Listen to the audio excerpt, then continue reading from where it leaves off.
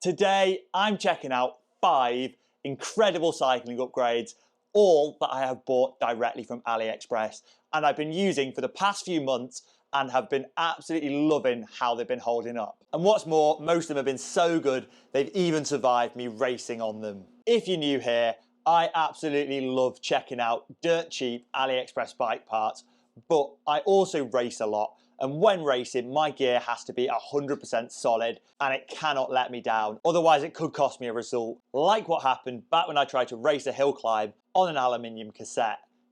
It was a disaster. Right, you know how it works. Let's get started with the first product. And first up, these are probably the smallest product I have ever featured on the channel, and they are these tiny, tiny little plastic inserts that go under your Di2 shifter buttons. They're made by a brand called Risk, and they cost £1 to £2 for a set. The first set I got was a pack of 4, and I think it cost me about £2.50. And now, yes, quite expensive for the tiny, tiny little bit of plastic they are, but they honestly make pressing your Di2 buttons that much easier. And now if you've ever used Di2 with the little Hoods buttons and you've tried to use them with gloves on, you'll know they can be a little bit fiddly to press, especially when you're on your limit in a race situation.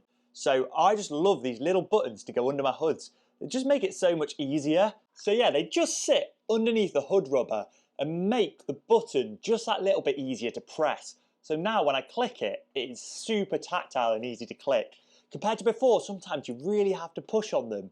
But now, even with gloves on, super easy to press. And I don't know if you can see, but yeah, if I pull back the hood rubber ever so slightly, you should be able to see just that little bit of extra plastic on there. The tiniest, littlest bit of plastic right there, with a little hole in that engages on the button and just increases the surface area you've got to push on, making, yeah, actuating that shifter so much easier. And now if you've got a bike with Di2 satellite shifters, there's really nothing to lose trying these. As soon as I saw these online and tried it for the first time myself, I just bought a ton more to go on all my other Di2 bikes, because yeah, I don't know, for such a simple little feature, no idea why Shimano don't just come like that stock with the shifters. Just makes it so much easier to click, and yeah, it's great. I've also got it on my hill climb bike as well, and I've got another bike with Di2 on the way, and I've got another set in the mail to go on that one as well. So yeah, that is my first massive recommendation, because yeah, for a couple of quid, what's not to like about them? Next up, we've got an item actually requested by one of you guys, and that is this. In a recent video, I looked at a BB bearing press set, and one of you commented it'd be great to see if they had a wheel bearing press set. And after that video, I went out and bought myself one, which I've been using for the past few months, including giving my wheels a change of bearings on my hill climb bike. And this is the set. It comes in a nice carry case, and whilst I opened it upside down before, you have an absolutely huge assortment of different bearing presses. All of them are labelled. So for example here, I've got a 6903. There's such a huge amount of bearings you can press with this. And then you've got your nice threaded rod, spins nice and freely, and there's a load more different press adapters on here.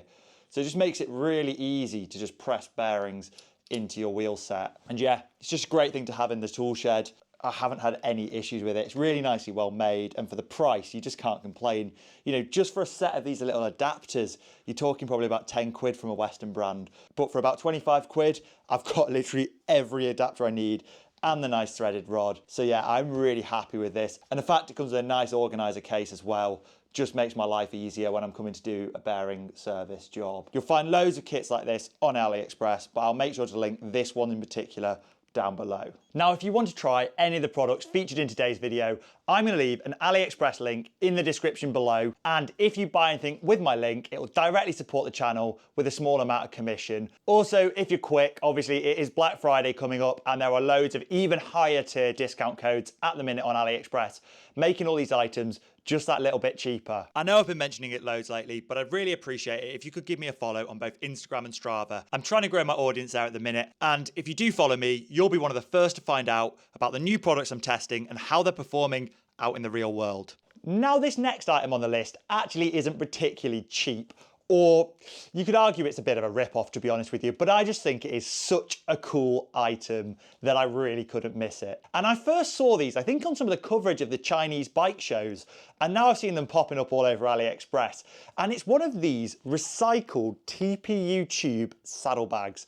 Now, how recycled you can claim this is a bit more hit and miss. You know, yes, the complete outer coating is made of TPU tubes. However, inside, I reckon there's the usual amount of material of a normal saddlebag.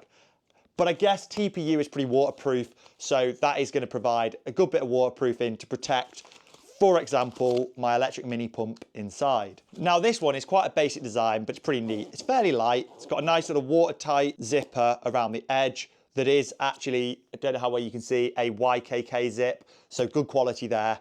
And I didn't mention before, but it is specifically RideNow, the pretty much market leaders when it comes to TPU tubes. The way it attaches to your bike, you've got this strap that goes under your saddle, and the way you tighten it is a little boa dial with the RideNow logo on it. The same as a lot of cycling shoes that simply just twists to tighten, or you pop it out and pull it to loosen it off. Let me show you putting it on the bike then. Thread it through your saddle rails. Now, this saddle is a bit of a pain to thread things through. It's not really designed for having seat bags on. Thread it through the saddle rail, wrap it round, click in the boa, and then it simply just tightens up like that. And yeah, while it might not be the highest end saddlebag in the world, I just love the TPU tube finishing on it. I think it's quite cool. So yeah, that's the RideNow Saddlebag. On to the next item. So yeah, while at 20 to 25 quid, this saddlebag is definitely not cheap. I just think it's such a cool product. And they actually make a whole range of these recycled TPU tube bags, including top tube bags, frame bags, and even little phone cases for your back pocket. Next up then, we have something that I think is really good value. I'm gonna need to crack out my hill climb bike to show you it. So yeah, this Speedo Cassette on my hill climb bike has been absolutely brilliant. I think it weighs in at about 180 grams. That's pretty much bang on the weight of a ZRace 11-speed cassette. And that is in my 11 to 28 version that I'm running. Now, they do make it in a range of sizes, and I think they cost about £40 or so, which for an ultralight one-piece steel cassette, I think is an absolute steal. Pun not intended there. And yeah, looking at the state of the teeth after racing the whole of the second half of this year doing hill climbs on this bike, I think it's done over 10 hill climbs plus a load of training. And yeah, the teeth are in really good working order still, and I'm just really impressed. The shift quality has been absolutely brilliant, on par with the Ultegra and 105 cassettes I was using before, and the same, if not better than that ZTTO cassette, but at least this one isn't made of cheese, and it does seem to be holding up really well. Racing hill climbs is probably one of the worst things you can do to wear out a cassette super quick. You're making shifts under full load, putting serious power through the cassette, and if it can hold up through a whole load of hill climb races, as you've seen on the channel, you know, I'm super impressed. And if you don't believe me, check out my national hill climb and my struggle vlog where I was using this cassette to get a pretty respectable performance and, you know, up some pretty steep gradients. It was shifting without fault. So yeah, I really do strongly recommend these Speedo cassettes. They do also make 12-speed ones, a little bit more expensive, but yeah, these 11-speed ones, absolutely spot on in my opinion. And for the price, you know, you're paying quite similar to a 105 cassette price and you're getting ZRace weight. So what's not to like there? Next up then, we're back onto the good value stuff with an item that I have actually featured on the channel before in a slightly different configuration, and it is these ZRace XG brake calipers. Now, I did a video earlier in the year looking at their XG4 4-piston design calipers, but these are the cheaper and smaller 2-piston versions, and I absolutely love these calipers. I've used them on several different bikes at this point, and I've recently just picked up this set, which are going to be going on my winter bike to upgrade the stock L2 ERX calipers that have a horrendous mounting interface, which require these really bulky adapters compared to the ZRace calipers that just use the standard Shimano flat mount adapting system rather than that weird 74mm flat mount, I think that is. And yeah, they're just a pain and really ugly. So yeah, I love these calipers. They're all milled out of one piece of aluminium and they're super, super light as well. Empty with pads and mount adapter. Throwing them on the scales, you can see the rear brake is only 113.3 grams and the front brake clocks in at 113.1 grams even. So they are really, really lightweight actually. And yeah, they perform amazingly. Compare that to an empty L2 one with its mounting plate. You know, that's clocking in at 155 grams, so it is a significant weight saving. In the box, you get a load of goodies too. You get a pair of hoses with all the barbs and fittings, and a whole bag of mounting hardware, bolts, and, you know, little covers, and also a whole load more barbs and olives, which makes your life really easy setting these up. And they also come with a little mounting plate adapters as well, same as the sort of Shimano style mounting plates, which adapt between 140s and 160s. All for the sort of 40 to 45 pound price tag.